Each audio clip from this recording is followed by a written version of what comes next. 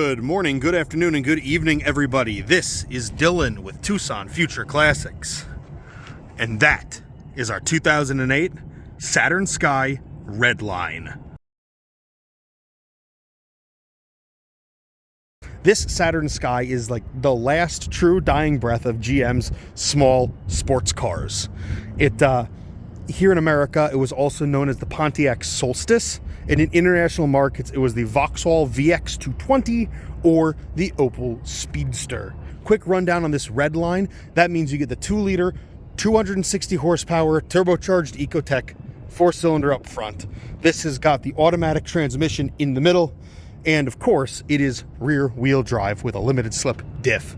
So you can have all sorts of slidey fun. These things are known for handling really, really well. And this one has just under 57,000 miles on it. Think of it like if a Corvette and a Miata had a little bit too much to drink one night, and 9 months later, this is what would come out. And if you're talking like power to weight, it has all composite body panels on it, independent rear suspension, aluminum everything.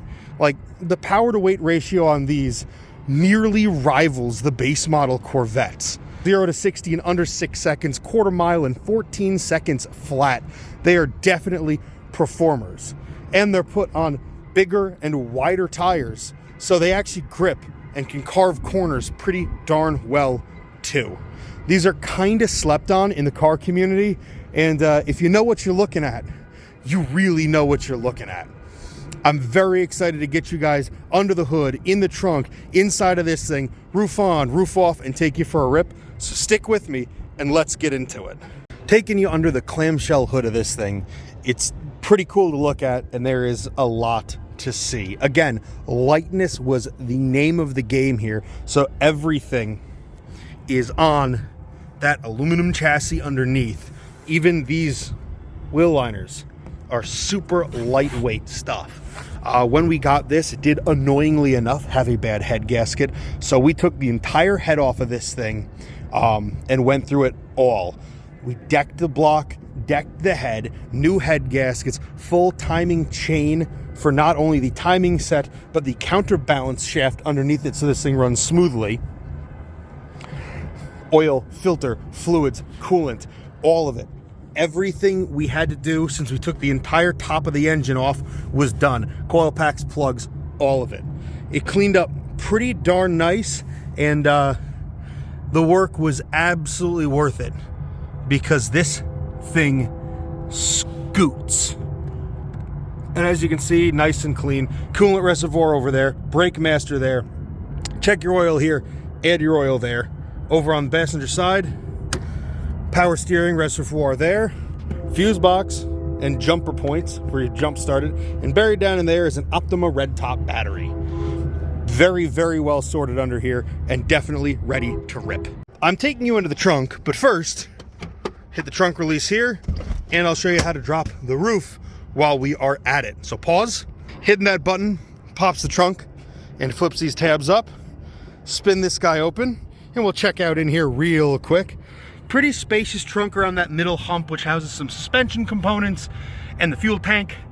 But once this roof comes down, it fills in most of this back space here and lays over top of this. So this really is a true 2-seat sports car. Unpausing inside again, grab this handle, down, out, releases the pin underneath, and these two pop. So you push up and back, and then you can just throw it right on back. Give it a shove down, and see what I mean about it filling that space up. Like all good convertible sports cars, roof down for fun, roof up for travel. And then all you got to do, take the clamshell trunk, boom, and now you are ready for some open top motoring. All right, in the pilot seat of the Sky. Simple controls in here, power windows, power mirrors, power door locks. You've got the usual GM multifunction stock, headlights, highs, lows, turn signals.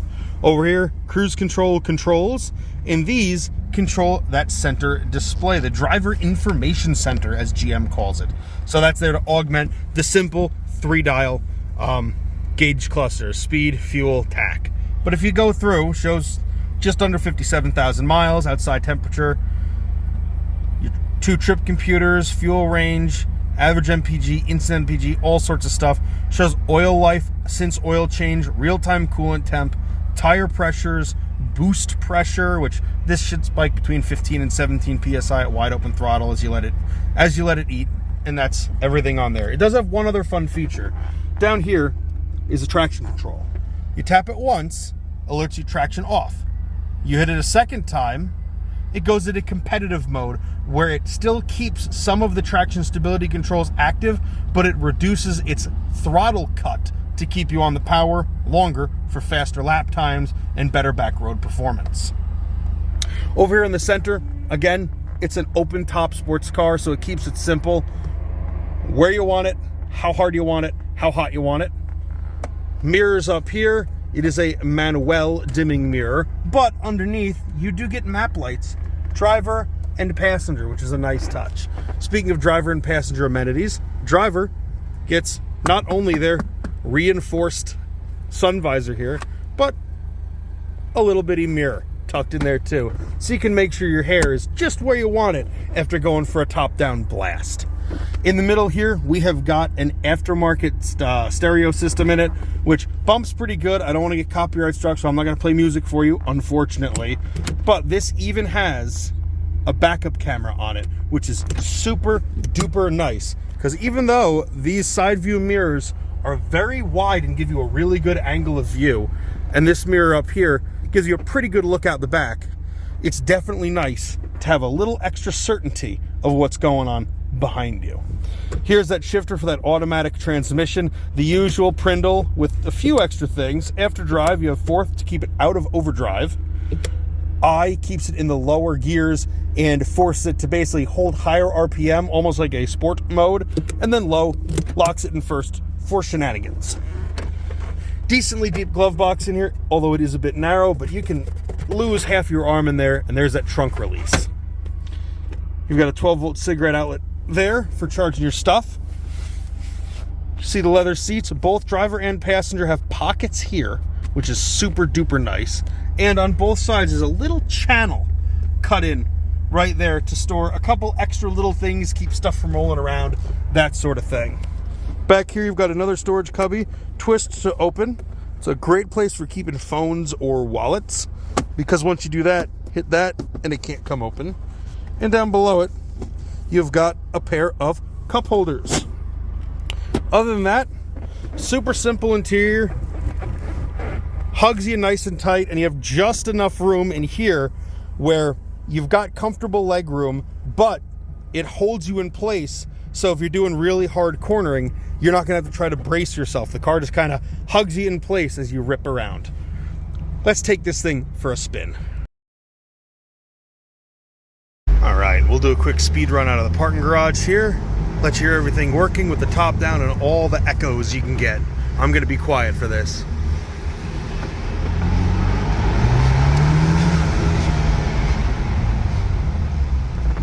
A little bit of hard acceleration, a little bit of hard braking on the downhill, let you know nothing squeaks, everything bites good, and it still chirps and sounds pretty good as you're scooting.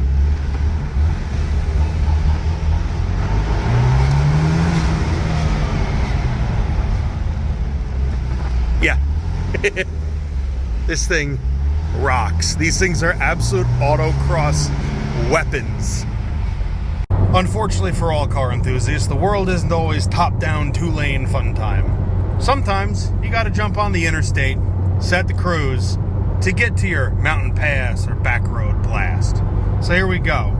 Cruise set at 75, and even with it being a ragtop, no flutter, not even too much wind noise. And if you need to go, let that little turbo force spool up, and you can make a pass real easy. All right, top down, nearly empty frontage road. Let's do a quick 0 to 40 to 0 to show you nothing hiding in the suspension or the braking systems at full load. 3, 2, 1, go.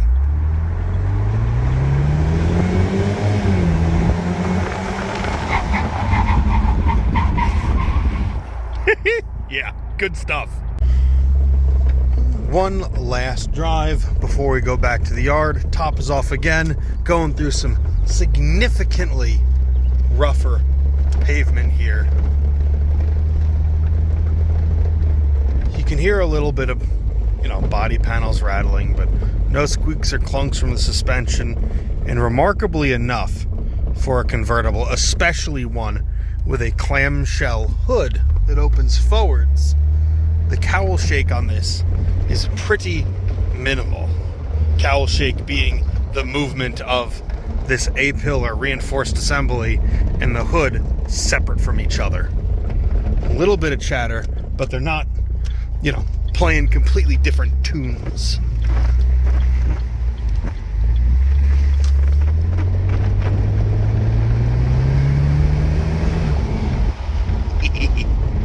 Yeah, it's a good little car. And just like that, we are back at our yard to wrap everything up on the fun-sized flyer that is the Saturn Sky Redline. Now, if you had half as much fun watching this video as I did making it and want to see and learn more about this car, please go to our website, TucsonFutureClassics.com. There you'll find the full listing, including a suite of photos, a written description, and that Carfax vehicle history report. I do have to ask, however, we are an appointment-only dealership and a crew of only about 4 people, so giving us a heads up is crucial to have the best showing experience of this car possible. It gives us the time to make the best introduction of the car to you.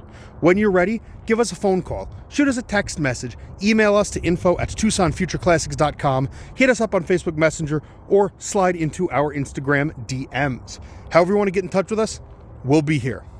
Hopefully I've given you everything you could ever want or need to know about this Saturn to make a informed decision on it. And if I have done that, well, I've been Dylan. I'll see you soon.